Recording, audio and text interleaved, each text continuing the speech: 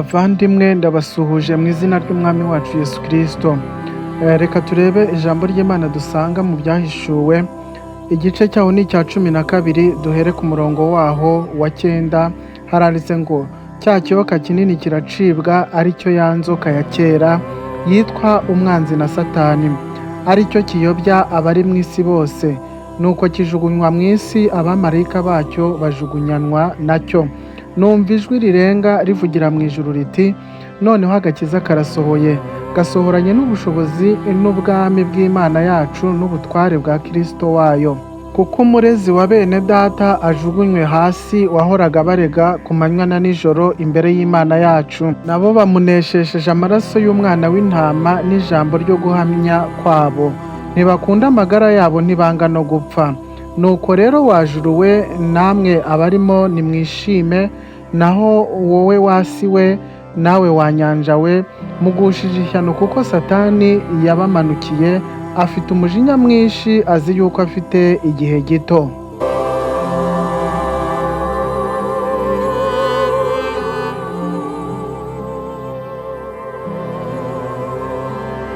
Akarengane k'abakristo n'inzira z'ikiyoka, ari cyo Satani, zigamije kuyobya isi. Nubwo turi mu isi yuzuye imibabaro n'akarengane, Bibiliya itwereka ko ibi byose byaranditswe kandi Imana ifite igisubizo kirambye. Abakristo benshi mu bihugu bitandukanye barimo gukorerwa akarengane, barafungwa, baricwa, baranengwa, abandi bagatotezwa bitewe no kwizera Kristo. Igitabo cy'Ibyahishuwe kibitubwiraho neza. Nabonye munsi y'igicaniro ubugingo bw'abishwe bazira ijambo ry'Imana, barasakuza bati, Mwami wacu wera kandi ukiranuka, uzaduhorera ryari? Iri ni isengesho ry'abatotezwaga. Imana yumva amarira yabo kandi ivuga ko umunsi wo kubahorera n'umunsi wo kubahemba uri bugufi. Twasomye haruguru hatubwira ko Satani yakuwe mu ijuru, ari we cya kiyoka, agashyirwa mu isi, kandi ko ari we uyobya abatuye isi bose, yitwaje ikinyoma n'ibinyoma byigishwa nk'ukuri, imyemerere y'ubuyobe, ibishuko by'isi, harimo ubutunzi, ubutegetsi n'ubusambanyi, ndetse n'ibindi byinshi. Yesu yabivuzeho, yaravuze ati, Satani se w'ibinyoma arakora uko ashoboye ngo akure abantu ku kuri, kandi abirengaho akabica, yarangiza akabaca n'intege, cyane cyane abakristo beza bashishikajwe no gukorera Imana. Nubwo duhanganye n'isi yuzuye ibinyoma, yamanukiwe n'umwijima n'umwanzi Satani, ari we cya kiyoka Bibiliya yatubwiye. Bibiliya itubwira ko abakiranutsi bazanesha. Baramunesheje babikesha amaraso ya Yesu n'ijambo ryo guhamya kwabo. Ibi bivuze ko nta mbaraga ikomeye kurusha amaraso ya Yesu. Niyo mpamvu tugomba guhagarara ku kuri, tugakomeza kwizera no kugira umutima udahungabana. Kwemera Kristo biruta byose. Nshuti z'Imana, igihe turimo ni kibi, harimo akarengane, harimo ubuyobe, ariko ukuri ni uko tuzi ijambo ry'Imana, kandi tukaba dufite umuyobozi, ari we Mwuka Wera. Kandi Imana ntiyibagirwa abayo.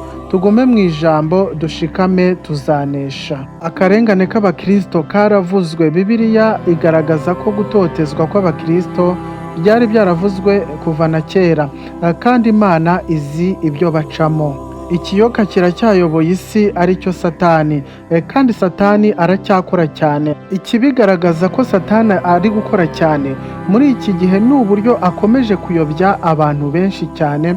Umubare mwinshi ari kuwuyobya kandi ku mugaragaro. Bene data bavandimwe, uyu munsi ijambo ry'Imana nagarutse ku batotezwa ndetse na Satani ari kuyobya, kandi ubu butumwa bugarura icyizere ku bakristo batotezwa, kandi bukavuga no kubigisha b'ibinyoma uyu munsi badutse, bari kugenda bakora ibinyuranyije n'ijambo ry'Imana, bitwaje inyungu zabo. Umukristo wese akwiriye gutsinda Satani, kandi akoresheje amaraso ya Yesu Kristo n'ijambo ry'Imana. Kandi umukristo wese akwiriye kwizera, akagira ukwizera gukomeye, kuko mu kwizera gukomeye niko gutuma dutsinda akarengane, ndetse ntitunacogore, tugakomeza kwizera Imana biturutse mu kwizera gukomeye twahawe n'amaraso y'Umwami wacu Yesu Kristo. Rero nubwo hari akarengane ku bakristo, mu kwizera niho bazakura kunesha, niho ukunesha kuzaturuka.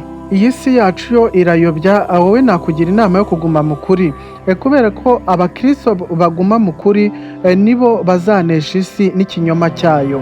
Satani ararwana cyane no muri iyi minsi ya nyuma, kandi nubwo Satani arwana igihe cye kirarangiye, uyu munsi nta mwanya gifite, kandi abakristo ntibagomba gutinya, bagomba guhagarara mu byo bizeye bagahamya, kuko byanze bikunze bazanesha. Uyu munsi nakubwira ngo wowe uri gutotezwa, reka nkubwire ijambo rikomeye, nkubwire ngo humura, kubera ko gutotezwa k'umukristo niko kuvamo kunesha iyo ageze kwihangana, kandi akizera ibyo yabwiwe n'umwami ko bizasohora. Urasabwa kwihangana we mukristo, kandi nawe ukiri mu nzira yo gukizwa, ukibitekerezaho, ukibyibazaho, uyu munsi ni wo wawe, uyu munsi ni wo kugaruka, ni wo guhindukira, nawe ukajya mu murongo w'abakristo, kugira ngo nawe uzabashe kunesha iyi si yanduye, iyi si mbi. Ni ukuvuga ngo rero nshuti z'Imana, nshuti zanjye, nshuti z'ijambo ry'Imana, igihe turimo n'ikibi kiragoye, kandi igihe turimo rwose giteye inkeke. Uyu munsi wa none ndagusaba kugira ngo wirinde, kandi akarengane nikaza nikakugeraho, ujye wihangana, ukomere ku mwami wawe, ukomere ku byo wizeye, kubera ko imbere gato uzagororerwa. Imana rero idufashe, idukomeze, iduhe kwambara imbaraga, nubwo ubuyobe bukomeje kugwira, nubwo akarengane kabaye kenshi, ariko reka nkubwire ko imbere yawe hari urumuri, imbere yawe hari amaraso ya Yesu Kristo, imbere yawe hari umucunguzi wagucunguje amaraso y'igiciro, yiteguye kubana nawe, kandi umwemerere, umwizere, kubera ko ni uwo kwizerwa ibihe byose. Nyemerera mwene data, tugume mu ijambo ry'Imana kandi dushikame, tuzanesha. Byanze bikunze iyi si y'umwijima, iyi si yamanukiwe n'umwanzi Satani, amaherezo yayo ni ukurimbuka, kandi rwose nk'uko ijambo ry'Imana ryabitubwiye, Satani afite igihe gitoya mu isi, igihe cye kiri kurangira, niyo mpamvu ari gukora yihuta, ari gukora n'ingoga, kugira ngo arebe ko yahitana benshi, kubera ko nta gihe agifite. Ikinyoma nikikuyobore, kandi wemere ukuri, ubuyobe buve imbere yawe. Uyu munsi wa none saba Imana iguha umwuka wera, saba Imana ikuzuza imbaraga, kugira ngo ubashe kunesha, kandi kugira ngo ubashe gusobanukirwa n'ijambo ry'Imana ry'ukuri. Dufite umucunguzi ari we Yesu Kristo, azajya agenda aduha imbaraga, kandi wizere ijambo ry'Imana. Nanjye ndi hano kugira ngo njye ngufasha, kugira ngo tubane umunsi ku wundi, kandi rwose muze dusenge, muze dukunde ijambo ry'Imana, tuzanesha kandi tuzicara ku ntebe y'ubwami, kubera ko Imana yarayiduteguriye. Imana izaduhemba. Bene data bavandimwe ba kirisitu, mwebwe mwamenye Imana, nimurwanye Satani nawe azabahunga. Soza reka mbabwire ko ijambo ry'Imana ni ryiza, ijambo ry'Imana ni umuti, murikwirakwize hose, kandi mubwire abantu baze twumve ijambo ry'Imana, kubera ko nicyo twahamagariwe gukorera Imana mu minsi nk'iyi, mu minsi ya nyuma, mu minsi isi igeze aharindimuka. Uyu munsi rero nahawe, naho kugira ngo witunganye, naho kugira ngo ushake icyatuma umwami Imana kwishimira. Wirinde Satani, wirinde ikibi cyose. Uyu munsi urebe kure mwene data muvandimwe, kubera ko ijambo ry'Imana ni iryawe, ni wowe ndizaniye, kugira ngo rigufashe mu minsi nk'iyi no mu bihe bigoye nk'ibi ngibi. Dusoze dusenga. Mana yacu, turagushimira ku ijambo ryawe, dufashe twe kuyoborwa n'umwanzi Satani, ahubwo tugumane ukwizera kugeza ku iherezo. Twongerera imbaraga zo kwihangana n'izo kwirinda, mu izina rya Yesu Kristo, amen.